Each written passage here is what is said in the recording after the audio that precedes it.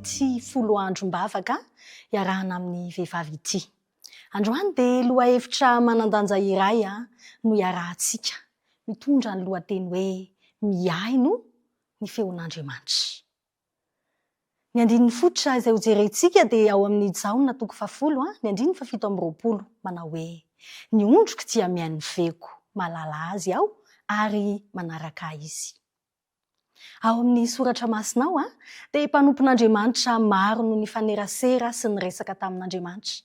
Anisan'izany ry Mosesy izay lehilahy nalemy fanahy indrindra, ry Abrahama izay antsoiny Baiboly hoe rainimpino, teo ihany koa ireo mpaminany maro sy ny mpianatry Jesosy. Tamin'ireo rehetra ireo dia nisy vehivavy anankiray izay tena nisongadina indrindra satria nahazo fankasitrahana manokana tamin'i Jesosy izy noho ny fiainony azy. Tsy iza izany fa i Maria. Maria dia voalaza fa nipetraka teo anilan'ny tongotry Jesosy ka niaino azy. Ary ao amin'ny Luka 10, ny andininy 12 dia nanambara mihitsy Jesosy fa i Maria kosa no efa nifidy ny anjara tsara izay tsy alaina aminy. Andeha iverenantsika hodinina ny tantaran'ity vehivavy ity ka hotrandrahantsika ny antony nahatonga azo tsy niaino ny feon'Andriamanitra sy ny akon'izany teo amin'ny fiainany. Mialohan'izany nefa dia asaiko ianao hivavaka.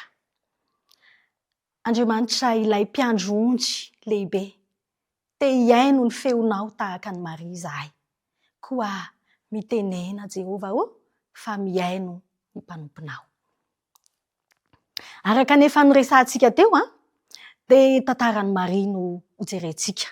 Ety am-piandohana dia tiana ny manamarika fa olona iray ihany i Maria Magdalene, i Maria anapavin'i Lazarosy tao Betania, ary koa ilay vehivavy tratra nijangajanga saika ho tiraham-bato.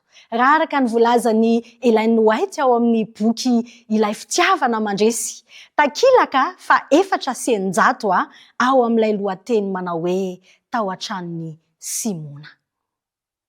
Andeha ary hojerentsika izao hoe ireo antony nahatonga ny Maria hiaino an Jesosy, ilay Andriamanitra tonga nofo. Indray andro dia tratra nijangajanga tao Magdala izy ka saika nitoraham-bato, izany hoe efa teo ambavahoan'ny fahafatesana. Tamin'ny fotoana indrindra no namonjy azy Jesosy. Izao ny voalaza ao amin'ny Luka 10, manao hoe izaho koa dia tsy manameloka anao. Tahaka ny Maria hatramin'io fotoana io ny alaly ny fitiavan'i Jesosy tsy misy fetra ny mpanota toa azy. Nigoga sy nahazo tsirony tamin'ny famindrapon'Andriamanitra izy ka voatarika hibebaka sy nankafy mandrakariva ny fiainoana an Jesosy. Indray andro, raha tao anatiny alahelo lalina koa i Maria no ny fahafatesan'ny anadahany, dia tonga Jesosy namafa ny ranomasony sy ny fahakiviana tamin'ny alalan'ny fananganana ny Lazarosy tamin'ny maty. Antony manaraka dia izao, voalaza fa nanana fanahy ratsy na demoni fito nangeja azy i Maria ka nitarika azy hanao asa ratsy. Angamba mety efimbetsaka izy no naniry no afaka tamin'izany saingy ny fiaonany tamin'i Jesosy irery ihany no nahazony fanafahana. Voalaza izany ao amin'ny Luka 10, ny andininy 2. I Maria dia nahita ny toerana nanomaha izy azy teo amin'i Jesosy. Raha nanilikilika azy ny fiarahamonina noho ny izy demoniaka sy ratsy fitondran-tena, Jesosy kosa dia nandray azy ary nankasitraka ny fibebahana tao am-pony. Izay tsy voavaky ny olon-kafa. Rafitinina dia izao, nanana fanandramana maro niaraka tamin'Andriamanitra i Maria. Ary ireny rehetra ireny no nasarika azy ho tafatoetra hiaino tsara ny feon'Andriamanitra. Ry namako, maniry ny ho tafatoetra eo an-tongotry Jesosy ihany koa ve ianao ka hiaino ny feony? Anio ary dia ilainao indrindra ny mahatakatra ny tena fitiavan'Andriamanitra anao tahaka ny Maria. Koa asaika ianao mba hanokana fotoana fohy, anao jery-todika ny fiainanao. Saino ane ireo sosy fitahiana fanambinana efa nataon'Andriamanitra teo amin'ny fiainanao.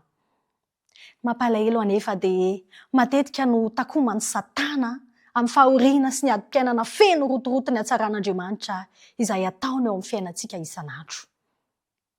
Moa ve efa mba nanontany teny ianao hoe nahoana no nandre ny antsim-pamonjena ianao? Nahoana Jesosy no nanaiky ho vonoina isolo ahy? Nahoana no isaina andovany paradisa aho? Moa ve tsara kokoa no ireo namako izay tsy mihaino eto anio? Azonao atao ny mbola manohy izany fanontaniana izany. Ary izao valiana fa anana antony maro tsara atonga anao hifikitra hen'ny feon'Andriamanitra ianao. Ho anohizantsika azy dia andeha ho jerentsika fa nisy akony teo amin'ny fiainan'i Maria ny fianohony ny feon'Andriamanitra. Voalohany dia nampijoro azy tamin'ny maha-mpianatra azy izany. Na teo aza ny fotoana sarotra. Raha nandositra ny hafa, i Maria kosa dia nijoro teo anilan'i Jesosy mandrakariva. Eny, hatreny am-poditry ny hazo fijalian'i Jesosy aza. Ao amin'ny Jaona 7:20, ny 5:20 manambara azy. Ny faharoa dia nahatonga ny Maria ho malala-tanana izany.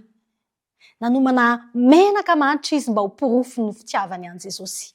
Ary anisan'ireo vehivavy izay nanohana ara-bola ny asan'Andriamanitra izy. Ny antony farany dia izao hoe nanaiky ho tonga iraka i Maria. Tonga nitoro filazantsara ny fitsanganan'i Jesosy izy, na dia mbola tsy nisy nanao azy izany ara teo alohany. Raha fitiantsika indray dia ny vokatry ny fianohon'i Maria an'Andriamanitra dia nahatonga azy ho natoky tamin'ny fotoana sarotra. Nahatonga azy ho nafoy ho an'ny asan'Andriamanitra. Ary indrindra nahatonga azy ho anaiky ilay iraka nampanaovina azy. Ary ho anao, inona kosa no akony fianohonao ny feon'Andriamanitra teo amin'ny fiainanao? Ry namako, tsara sady manao tsara mandrakariva ho antsika Jesosy. Andeha hiezaka anakatra izany sika ka ankafia ny fiarahana aminy isan'andro amin'ny alalan'ny fandinitsika ny Baiboly, izay fomba tsara indrindra hiainontsika ny feony. Izany no atonga antsika ho mpianatra mahatoky, anova antsika ho mahalala-tanana ary hitaonantsika eo amin'ny fanatanterahana ny iraka izay nampanaovin'Andriamanitra antsika. Izay rehetra mihaino feon'Andriamanitra dia tsy maintsy miorina eo amin'ny Baiboly ny fanarahany an'i Kristy ary hifantoka amin'ny iraka ny fiainany manontolo. Aoka tsy ho adinoantsika izay voalaza ao amin'ny Jaona 10:17 manao hoe ny ondriko dia mihaino feoko, malala azy aho ary manaraka izy. Ny fanoriako dia mba ondron'i Jesosy mahatoky amin'ny fiainona ny feony avokoa ny vehivavy rehetra ato anatin'ity fotoana fiomanana ho amin'ny andro fanamafisan'orina ny fanompon'ny vehivavy ity.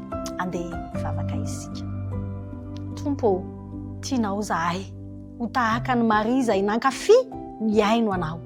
Anio dia maniry ihany koa izahay mba ho mpiaino mahatoky anao. Amen.